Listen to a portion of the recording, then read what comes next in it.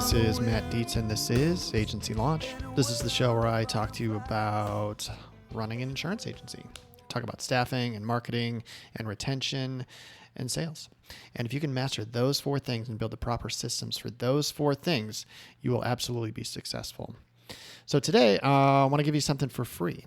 If you send me a text to 208-213-8809 and you send me the word free, I am building a resource for you with, right now it's got a dozen resources for you for free. There are assets from my course. There are podcasts from leaders in the industry, Facebook pages for leaders in the industry, assets from other leaders in the industry, and they're all free. So I'd ask you to get in and send me a text, 208-213-8809. There's a ton of stuff in there that can help you move forward today. So get in. On with the show. All right. Let's talk about onboarding salespeople, producers, proteges, whatever you want to call them. Okay. I really like helping agents do this because it's hard. And your goal here, obviously, is to be successful and to have somebody selling for you that you don't have to worry about. Best case scenario, you've got somebody who's just adding policies to your books. That's what we're aiming for. Or you want to identify if they're not going to be able to do that for you properly, and you want to get them out in a reasonable amount of time. Okay. How do you do that? Well, once you make the hire, okay, actually before you make the hire, make sure you set expectations on sales numbers. I do this in the interview. Okay. You say, all right, people that work here in this role need to write a minimum of $30,000 in premium a month. Whatever number you feel comfortable with, you would probably be happy with someone selling $30,000 of premium for you every month. I would. So this number is important though. You want to make it high enough that it's a little bit uncomfortable, because if you do end up hiring like a killer and they hit that goal and they hit it halfway through the month, you might have them check out and be like, I hit my goal. I did what you wanted me to do. And they might coast a little bit. Now, maybe not. If you got someone who's really good in selling that much, they're probably going to be motivated to do more, but it's tough to raise the goal. I mean, oh God, you did it. Good job. Now let's go to 40. Now you want to set something that's pretty high and is something that they're going to have to work to get to. Okay. Now we are not going to expect that in the first month, right? So let's say it's 30,000 and you hire someone. You want to tell them, hey, your goal is to get to 30,000. Well, you would probably be okay with 25. Okay. So if they come in with 25 and the goal is 30, you're cool with it. Like, nice job. 25 is good. We're on our way. Let's keep trying to get to 30. Okay.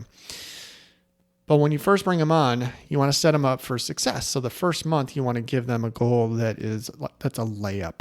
Okay. This is $10,000, one or two accounts. Let's get some business on the books. Let's see what that feels like for you. You need to feel what this job is like. You need to know what it's like having these conversations, chasing people down, making a sale, losing a sale. I think the first month's pretty intense. There's a lot of stuff that happens. Okay. So you want to make it easy, because if they don't hit this easy goal in the beginning, it's a red flag. Okay. You're going to want to have a conversation there. Why did you sell one household this month? What have you been doing with your time? Okay. So 10,000 the first month, 15 the next month. Let's get them to 20 the third month, and then 30 is their goal after that. So let's step them up. Okay. So the question is, how do you build a producer?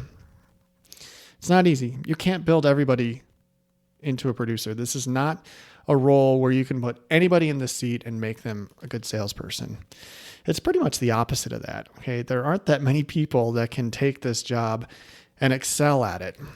It's a hard job. Selling insurance is a hard job. It's different than if you were going to hire, if you own a coffee shop, you can teach anybody to make a cup of coffee. You just need them to be nice to your clients, right? You're just looking for someone nice. Here, you're looking for someone with a whole suite.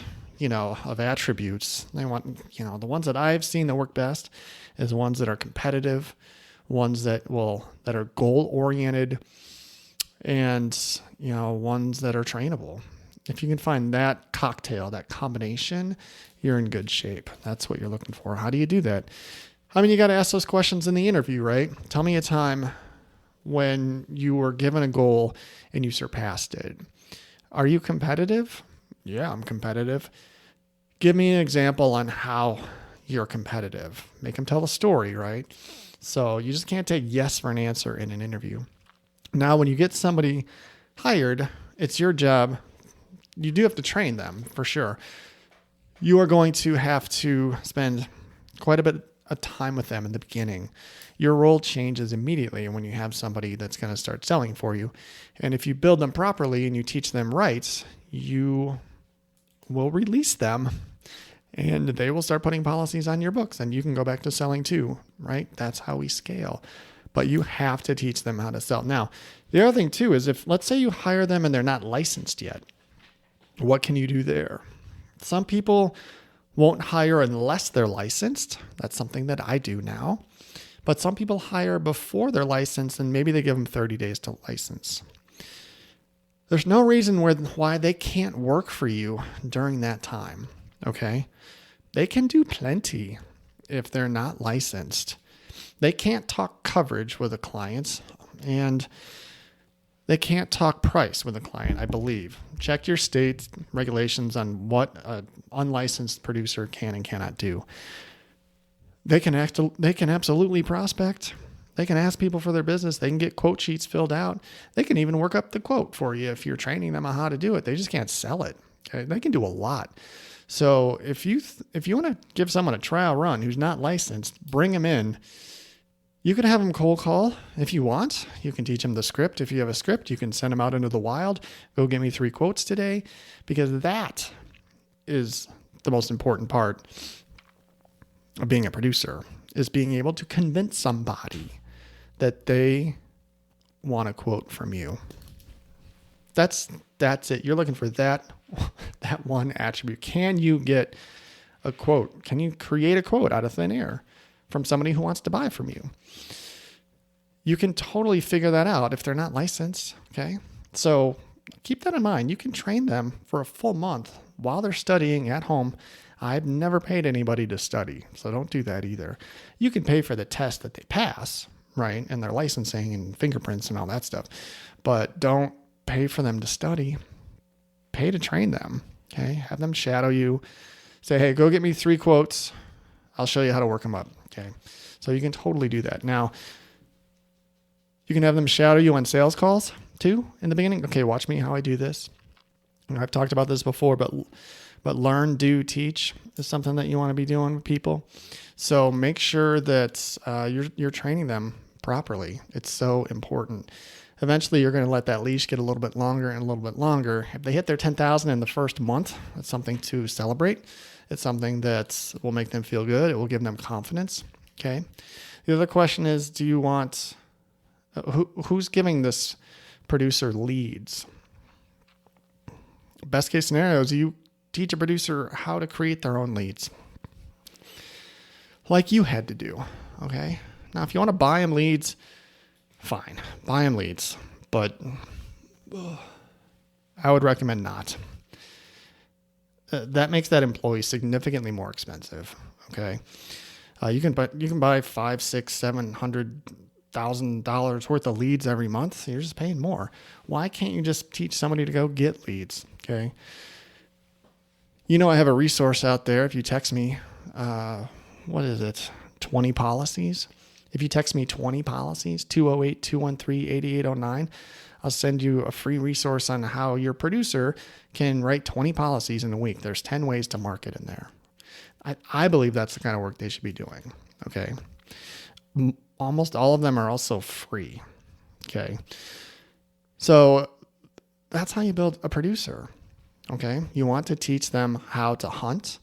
You want them to be able to hit a goal.